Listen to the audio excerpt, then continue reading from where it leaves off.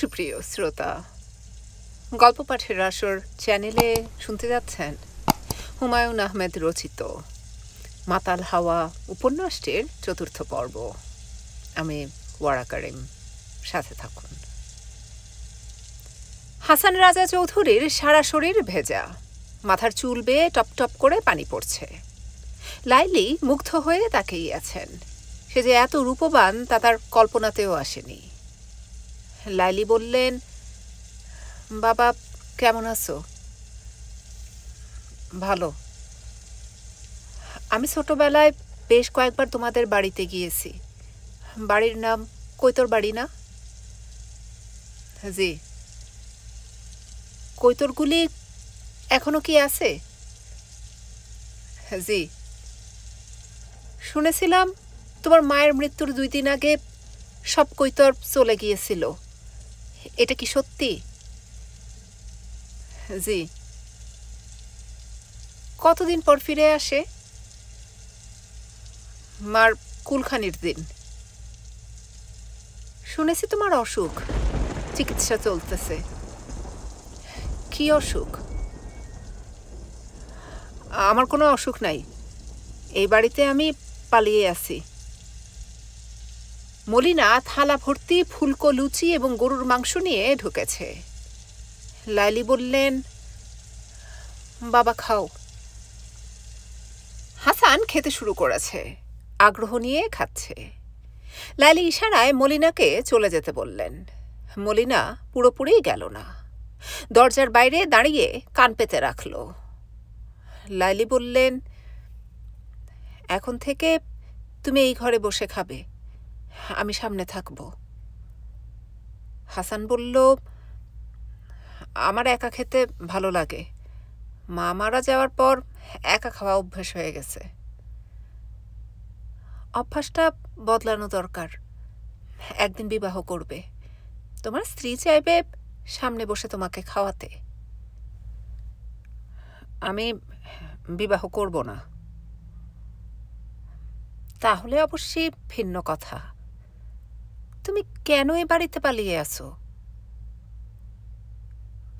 আমি একটা খুন করেছি, এই জন্যে পালিয়ে আছি। লাইলি তাকিয়ে আছেন। হাসান মাথা নিচু করে তাকিয়ে আছে। দরজার বাইরে দাঁড়িয়ে মলিনা ছটফট করছে, কারণ সে লাইলির প্রতিটি কথা শুনতে পাচ্ছে, কিন্তু তার প্রশ্নের উত্তরে ওই মানুষটা কি জবাব দিয়েছে তা শুনতে পারে নাই। প্রণব খবরের কাগজ হাতে নিয়ে বিছানায় শুয়েছেন। তিনি খবরের কাগজ পড়েন হাতে লাল নীল পেন্সিল নিয়ে। যেসব খবর পড়ে তার শান্তি লাগে সেখানে নীল দাগ দেন, অশান্তির খবরগুলিতে লাল দাগ। লাল এবং নীল দাগ সমান সমান হলে তার বড়ই আনন্দ লাগে। মাঝে মাঝে তিনি বিভ্রান্ত বোধ করেন, লাল দাগ না নীল দাগ দেবেন বুঝতে পারেন না। আজও একটা বিভ্রান্তি দেখা দিল। ৪১ জন বুদ্ধিজীবীর বিবৃতি ইত্তেফাকে ছাপা হয়েছে। বিবৃতিতে বলা হচ্ছে, আমরা সংবাদপত্র মারফত জানিয়ে বিস্মিত হইলাম যে ঢাকা বিশ্ববিদ্যালয়ের একাডেমিক কাউন্সিল বাংলা বর্ণমালা, লিখন রীতি এবং বানান পদ্ধতির পরিবর্তন সাধনে তৎপর হইয়াছেন।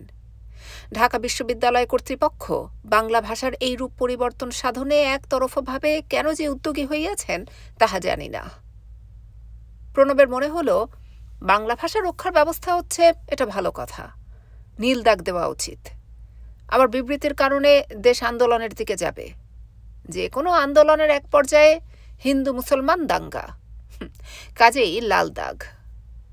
আওয়ামী লীগ শেখ মুজিবের মুক্তির আন্দোলনে যাচ্ছে, এটাও লাল দাগ, কারণ ফলাফল হিন্দু মুসলমান দাঙ্গা। নীল দাগ দেওয়ার মতো একটা খবর পাওয়া গেল, বোয়াল মাছের পেটে ৪ ভরি স্বর্ণের হার। বোয়াল মাছ ধরা পড়েছে হাকালুকি হাওরে। তার পেট কেটে ৪ ভরি ওজনের হার পেয়েছে জেলে মন্তাজ মিয়া। সে বাজারে মাছ বিক্রি করতে নিয়ে গিয়েছিল। খদ্দের না জোটায় মন খারাপ করে মাছ বাড়িতে নিয়ে যায়। মাছ কাটার পর হতদরিদ্র মন্তাজ মিয়ার পরিবারে আনন্দের বন্যা বয়ে যায়। পত্রিকায় মন্তাজ মিয়ার একটা ছবি ছাপা হয়েছে। সে গোমড়া মুখে একটা হাড় ধরে আছে। ছবি দেখে মনে হচ্ছে পেটে হাড় পেয়ে সে মহাবিরক্ত। নাদিয়াকে ময়মনসিংহ নিয়ে যেতে রশিদ এসেছে। নাদিয়া বলল, আমি একা যাওয়া আসা করতে পারি, কেন আমাকে নিতে আসেন? রশিদ জবাব দিল না, মাথা নিচু করে দাঁড়িয়ে রইল। প্রশ্ন করলেই উত্তরে কিছু বলা রশিদের স্বভাবে নেই। নাদিয়া বলল, আপনি ভালো সময়ে এসেছেন। ইউনিভার্সিটি 7 দিনের ছুটি হয়েছে। আইয়ুব খান আসছেন, এই জন্যে ছুটি।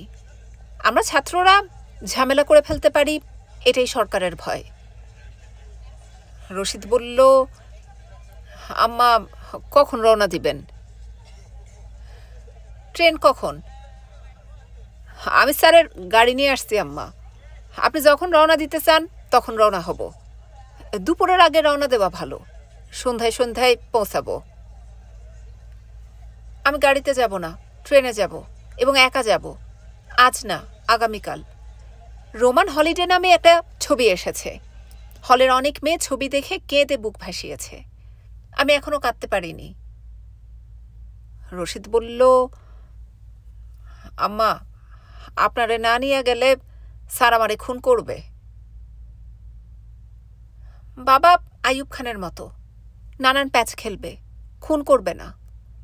আপনি গাড়ি নিয়ে ফেরত যান, আমি 1 থেকে 3 গুনব, আপনি এর মধ্যে বিদায় হবেন। 1, 2, 3। ছুটি 7 দিনের। নাদিয়া জানে খুব কম করে হলেও তাকে 10 দিন থাকতে হবে। দাদি ছাড়বে না। ঢাকায় আসার জন্যে সে তৈরি হয়ে দাদিকে সালাম করতে যাবে, তখন দাদি বলবেন, খারাপ খোয়াব দেখছি, খুবই খারাপ খোয়াব, আজ যাওয়া বন। পরের দিন দাদি বলবেন, আজ না শনিবার, শনিবারের যাত্রা, তোর মাথাটা কি খারাপ হয়েছে? তারপরের দিন দাদি অসুস্থ হয়ে পড়বেন, তার হাঁপানির টান উঠবে। অসুখ সত্যি না মিথ্যা কেউ ধরতে পারবে না। 10 দিন মাথায় রেখে নাদিয়া বাড়ি যাবার প্রস্তুতি নিচ্ছে। সে ঠিক করেছে পাঠ্য বই একটাও নিবে না। ছুটিতে গেলে কখনোই পড়া হয় না, শুধু শুধু বাক্স ভর্তি বই নিয়ে যাওয়া। গল্পের বই কিছু নিয়ে যেতে হবে। দিঘির ঘাটে বসে বই পড়ার আনন্দ তুলনাবিহীন। মার জন্যে কচি কলাপাতা রঙের শাড়ি কিনতে হবে। এই রঙের শাড়ি তার মার অসম্ভব পছন্দ। অনেকগুলি সবুজ শাড়ি তার আছে। মজার ব্যাপার হলো, নাদিয়া তাকে কখনো সবুজ শাড়ি পরতে দেখে না। কোনো ঘটনা নিশ্চয়ই আছে। মাকে জিজ্ঞেস করতে হবে কি ঘটনা।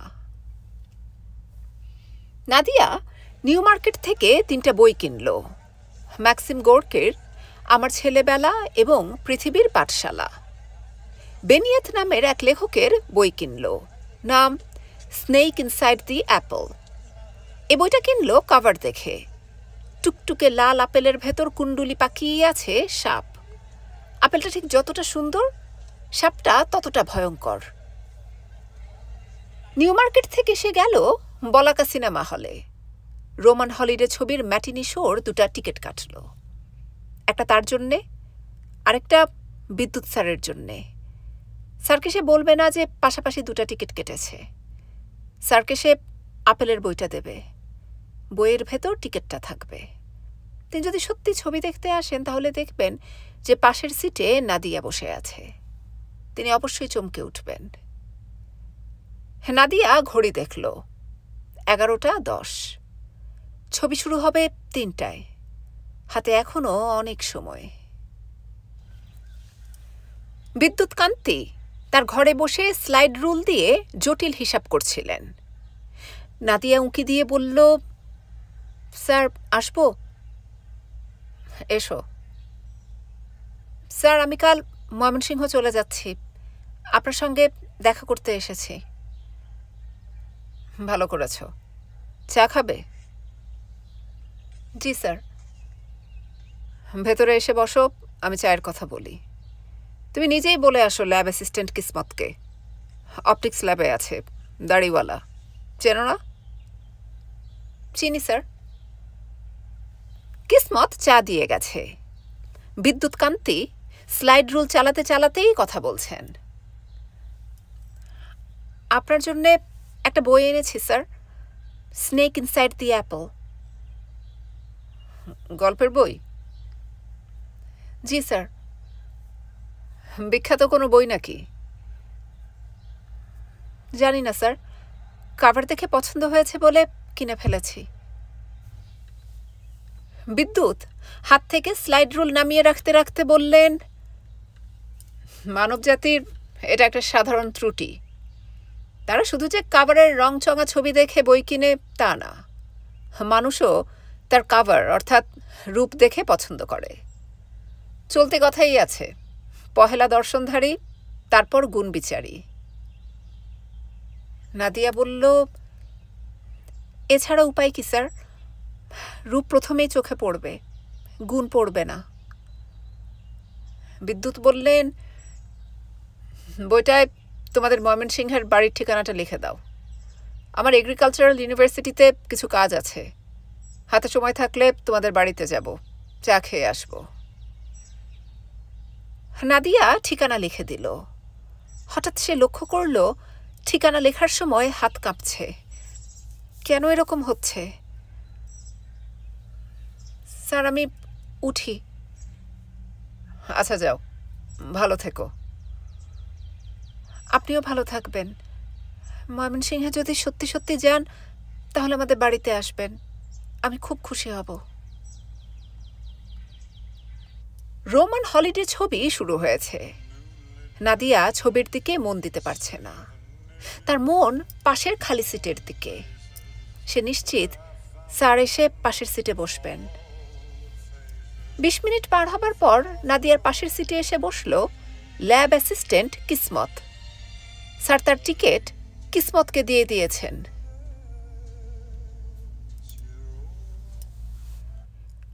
হাবিবের সামনে হাজি সাহেব একা বসা।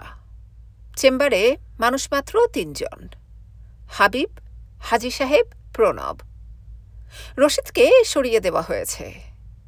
হাবিব প্রণবের দিকে তাকিয়ে বললেন, জর্দা ছাড়া আমাকে একটা পান দাও তো। প্রণব পানের কৌটা খুলতে খুলতে হাজি সাহেবের দিকে তাকিয়ে বললেন, আপনাকেও কি একটা পান দিব? হাজি সাহেব বললেন, না। প্রণব বললেন, পানের মধ্যে আছে 7টা শিরা, 7 শিরার মধ্যে মধ্যমটা বিষ, বাকিগুলি অমৃত। মধ্যমটা বাদ দিয়ে পান খেলে শরীরের জন্য ভালো, একটা খান। হাজি সাহেব বললেন, না, আমি পান যে কোনোদিন খাই নাই তা না, পান খাওয়ার অভ্যাস ভালোই ছিল। আমার স্ত্রী নিজের হাতে পান বানায় আমার জন্যে সাজায় রাখতেন। তার মৃত্যুর পর পান খাওয়া ছেড়ে দিয়েছি। প্রণব বললেন, স্ত্রীর মৃত্যুর পর কেউ তাজমহল বানায়, আবার কেউ পান খাওয়া ছেড়ে দেয়। হাবিব বললেন, প্রণব, তুমি মুখ ভর্তি করে পান নাও, পান চাবাতে থাকো, কথা বন্ধ। এই ফাঁকে আমি হাজি সাহেবকে অতি জরুরি কথাটা বলে শেষ করি। হাজি সাহেব, আরও কাছে আসেন, আমি নিচু গলায় কথা বলবো। হাজি সাহেব এগিয়ে এলেন, তার চোখে সামান্য শঙ্কা। হাবিব বললেন, আপনার মামলা আমি কিভাবে সাজিয়েছি সেটা শুনেন। আপনি আপনার ছেলের জন্য একজন কেয়ারটেকার জাতীয় মানুষ রেখেছিলেন, যার দায়িত্ব সব সময় আপনার ছেলের সঙ্গে থাকা। হাওড়ে পাখি শিকার আপনার ছেলের শখ। সেই কেয়ারটেকার বন্দুক সঙ্গে নিয়ে আপনার ছেলের সঙ্গে হাওড়েও যায়। সে বন্দুক চালাতে পারে। খুন সেই লোক করেছে। কোর্টে সে শিকার যাবে, ম্যাজিস্ট্রেটের কাছে জবানবন্দি দিবে। হাজি সাহেব হতভম্ব হয়ে বললেন, আমার ছেলের হয়ে ওই লোক জেলে যাবে? হ্যাঁ। যদি তার ফাঁসি হয়? ফাঁসি হলে ফাঁসিতে ঝুলবে, তবে ফাঁসি হবে না। মামলা এমনভাবে সাজানো হবে যে প্রত্যক্ষদর্শী নেই। তাছাড়া সে খুনের উদ্দেশ্যে খুন করে নাই। ভোরবেলা পাখি শিকারে যাবে বলে আপনার ছেলে তাকে বলেছে বন্দুক পরিষ্কার করতে। সে বন্দুক পরিষ্কার করার জন্য বন্দুক নিয়ে বাইরে এসেছে। বন্দুকে গুলি ভরা ছিল, সে খেয়াল করে নাই। গুলি হয়ে গেছে। অ্যাক্সিডেন্টে মৃত্যু। সাজা 10 বছরের বেশি হবে না। জেলখানায় 9 মাসে বছর। 8 বছরের মাথায় বের হয়ে আসবে। হাজী সাহেব বললেন, এমন লোক আমি পাবো কই? হাবিব বললেন, আমি জোগাড় করে দিব। আপনি কই পাবেন? এই ধরনের কাজের জন্যে আমি কিছু লোকজন পুষি। পোষা একজনকে দিব। তার নাম ফরিদ। সে আপনার ছেলের হয়ে সাজা ভোগ করে আসবে। আপনি 2 লাখ টাকার জোগাড় দেখেন। আমি রাখবো 1.5। ফরিদকে দিব 50,000। এই টাকায় সে জমি কিনবে, ঘর তুলবে, ব্যবসা করবে, কিছুদিন জেল খাটবে। হাজী সাহেব বিড়বিড় করে বললেন, যদি কোনো ঝামেলা হয়, যদি ওই লোকের ফাঁসি হয়ে যায়।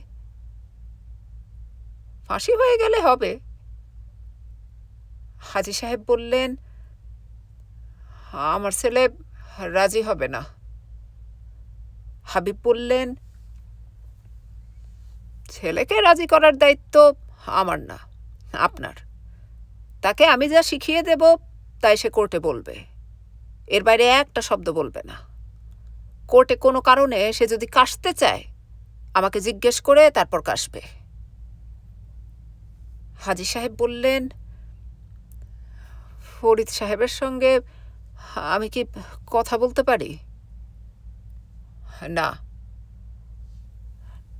টাকার জোগাড় কতদিনের মধ্যে করতে হবে? যত তাড়াতাড়ি পারেন। হাবিব উঠে দাঁড়ালেন। হাজী সাহেব ব্যাকুল গলায় বললেন, আপনি কি চলে যাচ্ছেন? হাবিব বললেন, হ্যাঁ, চলে যাচ্ছি। আপনার সঙ্গে যা কথা বলার তা বলা হয়েছে। বাকি কথা হবে টাকা হাতে পাওয়ার পর। অনেকদিন পর ঢাকা থেকে আমার মেয়ে এসেছে। মেয়েকে কিছু সময় দিব। আপনি যান, আপনার ছেলের সঙ্গে কথা বলুন। কোর্টে কিভাবে মামলা উঠবে তা বুঝিয়ে বলুন। আপনি বুঝিয়ে বলতে না পারলে প্রণবকে সঙ্গে নিন। নাদিয়া তার দাদির ঘরে।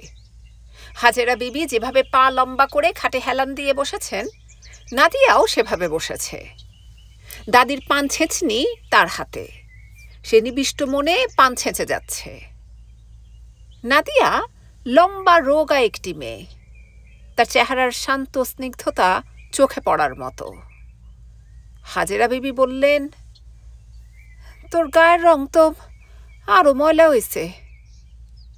নাদিয়া বলল, গায়ের রং ময়লা হলেও অসুবিধা নাই দাদি। আমার অন্তরের রং খুব পরিষ্কার।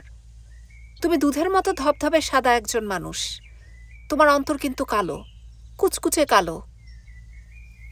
হাজেরা বিবি বললেন, কথা সত্য বলেছিস। আমার অন্তরও তোর মতো সাদা ছিল। এই বাড়িতে সংসার করতে আইসা নানান প্যাচের মধ্যে পড়লাম।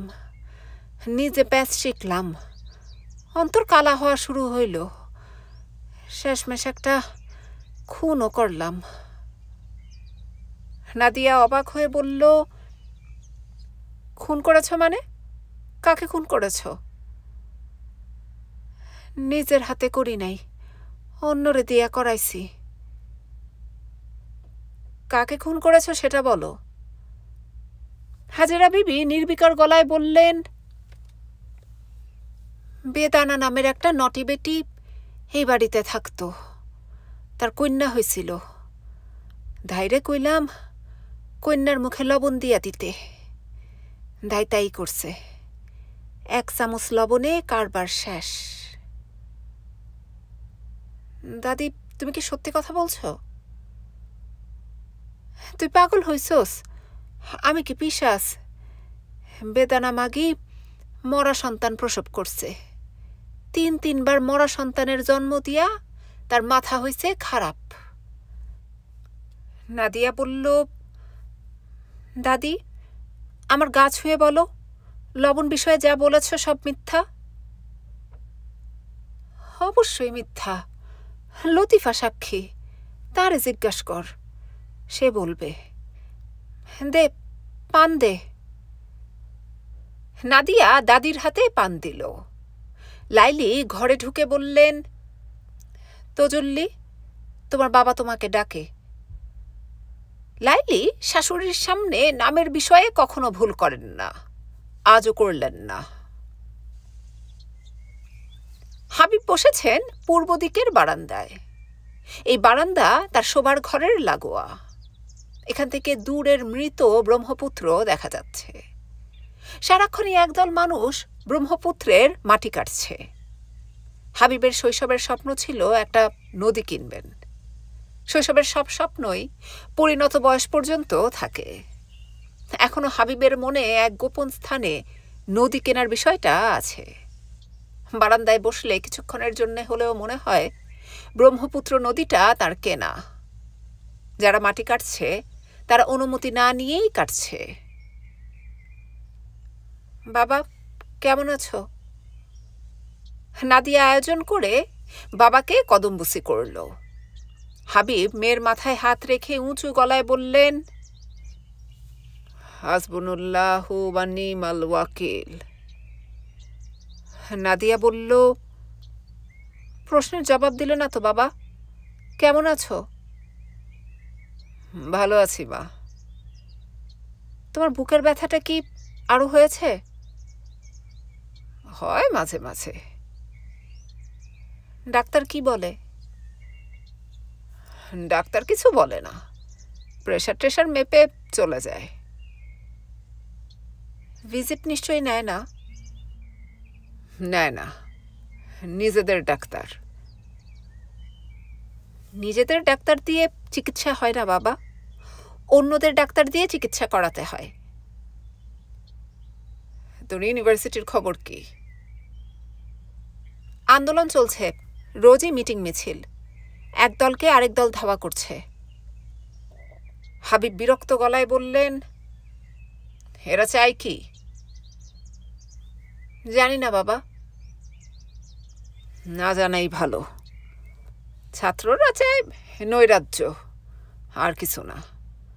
তাদের উস্কে দেওয়ার লোক আছে, মাওলানা ভাসানী। আজগুবি সব বিষয় নিয়ে আন্দোলনের ডাক, ভুকা মিছিল, অনশন। পারলে সে একাই কোদাল দিয়ে কুপিয়ে দেশটাকে বঙ্গোপসাগরে ফেলে দিয়ে আসে। তার চেলাটা বসে আছে জেলে, ফাঁসিতে ঝুলার অপেক্ষায়। ওনার চেলাকে বাবা? হাবিব তিক্ত গলায় বললেন, বাদাইম্মা সবাই তার চেলা। মূল চেলা শেখ মুজিব। ইন্ডিয়ার কাছে গোপনে দেশ বিক্রি করতে গিয়ে ধরা খেয়েছে। আগরতলা ষড়যন্ত্র মামলা। এখন ফাঁসিতে ঝুলে দোল খাও। তুমি এত রেগে যাচ্ছ কেন বাবা? দেশটাকে ভালোবাসি বলে রেগে যাচ্ছি। বাবা, চা খাবে? আমি খুব ভালো চা বানানো শিখেছি। একটা কেরোসিনের চুলা কিনেছি, রুমে লুকানো আছে। হাউস টিটররা যখন রাতের রোল কল শেষ করে চলে যান, তখন চা বানাই।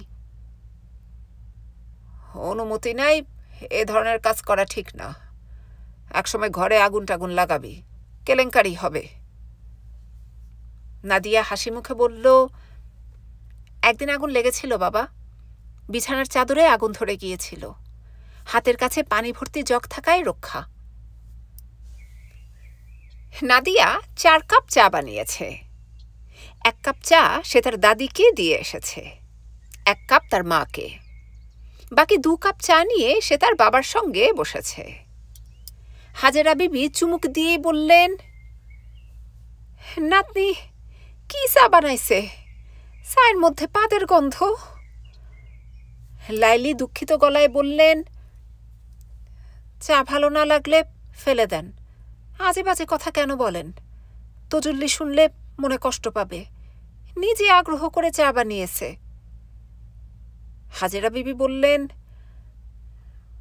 পাত দিয়া চা কেমনে বানাইছে এইটাই আমার জিজ্ঞাসা।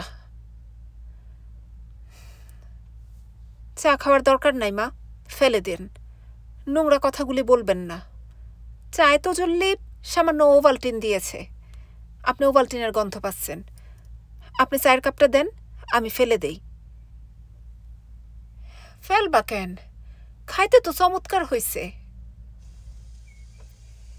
নাদিয়া তার বাবাকে বলল, চা খেতে কেমন হয়েছে বাবা?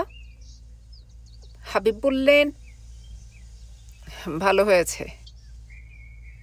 আমি রোজ সন্ধ্যায় তোমাকে 1 কাপ চা বানিয়ে খাওয়াবো। আচ্ছা। ম্যাজিক দেখবে বাবা? তুই ম্যাজিক জানিস নাকি? অল্প কয়েকটা জানি। আমার ডান হাতে কি আছে দেখো তো, একটা কয়েন না? এই কয়েনটা আমি ডান হাত থেকে বাম হাতে নিয়ে গেলাম, ঠিক কিনা বলো? ঠিক।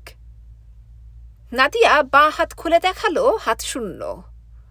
হাবিব বিস্মিত হয়ে বললেন, কিভাবে করলি? পামিং করে করেছি। কয়েনটা সবসময় আমার ডান হাতেই ছিল, তোমার মনে হয়েছে আমি বাঁ হাতে চালান করেছি, আসলে তা না। একে বলে পামিং, হাতের তালুতে কোনো কিছু লুকিয়ে রাখার বিদ্যা। এখন আমি দিনরাত পামিং প্র্যাকটিস করি। পড়াশোনা বাদ দিয়ে পামিং? আমি পড়াশোনার বিষয়ে খুব সিরিয়াস বাবা। পামিং প্র্যাকটিস করি পড়াশোনার ফাঁকে ফাঁকে। হঠাৎ এইসব ধরলি কেন? নাদিয়া বলল, ম্যাজিকে হঠাৎ উৎসাহ কেন হয়েছে তোমাকে বলি। ক্লাসে গিয়েছি, বিদ্যুৎ স্যারের ক্লাস, বিদ্যুৎকান্তি দে। উনি মাধ্যাকর্ষণ সূত্র আমাদের পড়াবেন। স্যার ক্লাসে ঢুকলেন, হোমিওপ্যাথির ওষুধ রাখে এরকম ছোট্ট একটা শিশি নিয়ে। শিশিটা তিনি টেবিলে রাখলেন এবং বললেন, প্রিয় শিষ্যরা, এই বোতলটা কি আপনা আপনি শূন্যে ভাসবে? আমরা সবাই বললাম না। তিনি বললেন, কেন আপনা আপনি শূন্যে ভাসবে না? আমরা বললাম, মাধ্যাকর্ষণ বলের জন্যে শূন্যে ভাসবে না, পৃথিবী তাকে নিজের দিকে টেনে ধরে রাখবে। স্যার তখন বোতলের 2 হাত উপরে ব্ল্যাকবোর্ডের ডাস্টার ধরলেন। আমরা অবাক হয়ে দেখি বোতলটা টেবিল ছেড়ে শূন্যে ভেসে উঠল। স্যার বললেন, প্রিয় শিষ্যকুল, যা দেখেছ তাতে বিভ্রান্ত হইও না, এটা একটা সাধারণ ম্যাজিক। কারোরই ক্ষমতা নেই মাধ্যাকর্ষণ বল অগ্রাহ্য করে। স্যার বললেন, তোমরা কি ম্যাজিক দেখে খুশি হয়েছ? আমরা সবাই একসঙ্গে বললাম, জি স্যার। তিনি বললেন, পৃথিবীর সবচেয়ে বড় ম্যাজিক হচ্ছে সায়েন্স। আমরা সেই ম্যাজিকে এখন ঢুকব। সায়েন্সের ম্যাজিক আমরা যতই জানব ততই আমরা অবাক হব, বিস্মিত হব, মুগ্ধ হব। এখন প্রিয় শিষ্যকুল, হাততালি দাও, আমি বক্তৃতা শুরু করি। আমরা হাততালি দিলাম। স্যার বললেন, মহাকর্ষ বল যিনি প্রথম টের পেয়েছিলেন সেই মহাবিজ্ঞানী স্যার আইজ্যাক নিউটনের প্রতি সম্মান দেখানোর জন্যে 1 মিনিট স্ট্যান্ডিং ওভেশন দিলে কেমন হয়? আমরা সবাই উঠে দাঁড়ালাম। তারপর স্যার বক্তৃতা শুরু করলেন। আমরা মন্ত্রমুগ্ধ হয়ে শুনলাম। তোর এই স্যার ছাত্রছাত্রীদের শিষ্য ডাকেন?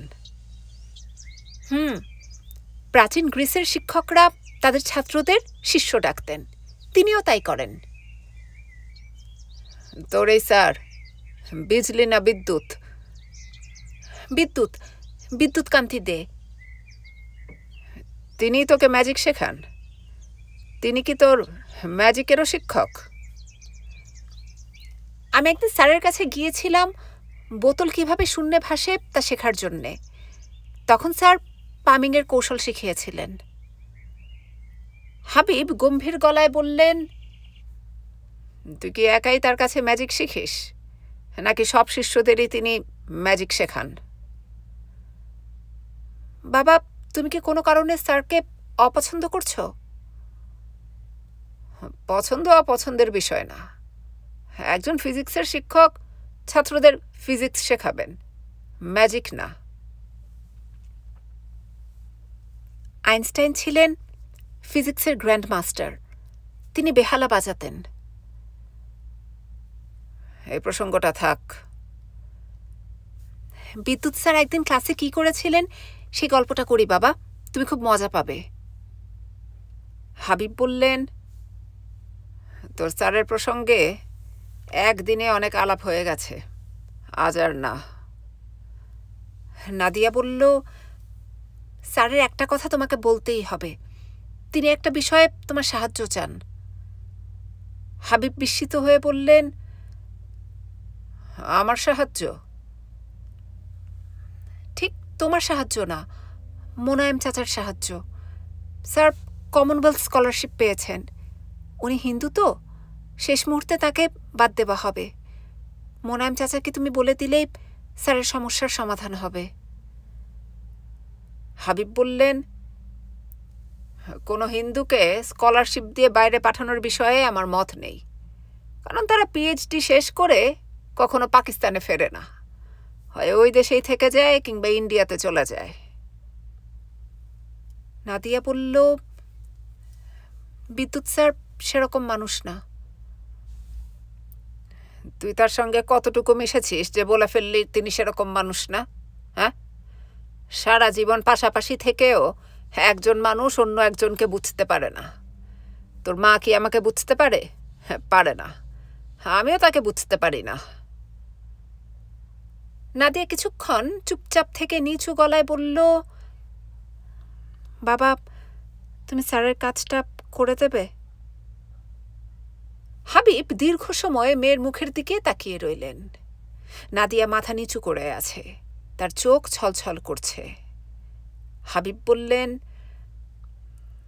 তোর স্যারের কাজটা আমি করে দেব। থ্যাংক ইউ বাবা। তোর চোখে পানি কেন? তুমি স্যারের কাজটা করে দেবে না এই ভেবে দুঃখে আমার চোখে পানি এসেছে। এত দুঃখ পাওয়ার কি কিছু আছে? নাদিয়া জবাব দিল না। হাবিব বললেন, আমি আরেক কাপ চা খাবো, যা চা বানিয়ে আন। হাজেরা বিবি ডাকছেন, হাবু হাবু হাবু রে, ও হাবু। হাবিব বিরক্ত মুখে উঠে গেলেন, মার ঘরে ঢুকলেন। হাজেরা বিবি পাশে বসার জন্যে ইশারা করলেন, তিনি পাশে বসলেন না। হাজেরা বিবি বললেন, কাছে বস, তোরে একটা গোপন কথা বলবো। হাবিব অনিচ্ছায় পাশে বসলেন। হাজেরা বিবি বললেন, গোপন কথা বলার আগে তোরে একটা শিল্লুক ভাঙানি দেই, শিল্লুক ভাঙাইতে পারলে গোপন কথা বলবো, না পারলে বলবো না। শিল্লুকটা হইল, কাটলে লৌ নাই, না কাটলে লৌ, দিনের বেলা ল্যাংটা ঘুরে মুক্তা পাড়ার বউ। হাবু ক দেখি জিনিসটা কি? হাবিব কোনো জবাব না দিয়ে ঘর থেকে বের হয়ে গেলেন। ঘুমোতে যাবার আগে রাতের শেষ খবর শুনে হাবিব অত্যন্ত বিরক্ত হলেন। আইয়ুব খানকে নজরুল একাডেমি বিশাল সংবর্ধনা দিয়েছে। সেখানে আইয়ুব খান বলেছেন, একদিন দেশের সকল ভাষার সংমিশ্রণে একটি পাকিস্তানি ভাষা হবে। হাবিবের মনে হলো, জগা খিচুড়ি ভাষার দরকার কি? আইয়ুব খান সবাইকে খুশি করতে চাচ্ছেন, সেটা সম্ভব না। সবাইকে খুশি রাখা যায় না। আইয়ুব খান নরম ভাব ধরেছেন। কাউকে নরম দেখলে বাঙালি আত্মা গরম হয়ে যায়, সাপের মতো ফোঁসফাঁস শুরু করে। আইয়ুব খানকে নরম না হয়ে কঠিন গরম হতে হবে, তখনই সব সাপ গর্তে ঢুকবে। গর্তে আঁকা বাঁকা হয়ে ঢোকার বুদ্ধি নেই, গর্তে সোজা হয়ে ঢুকতে হয়। বাঙালি জাতির সোজা হয়ে গর্তে ঢোকার সময় হয়ে গেছে।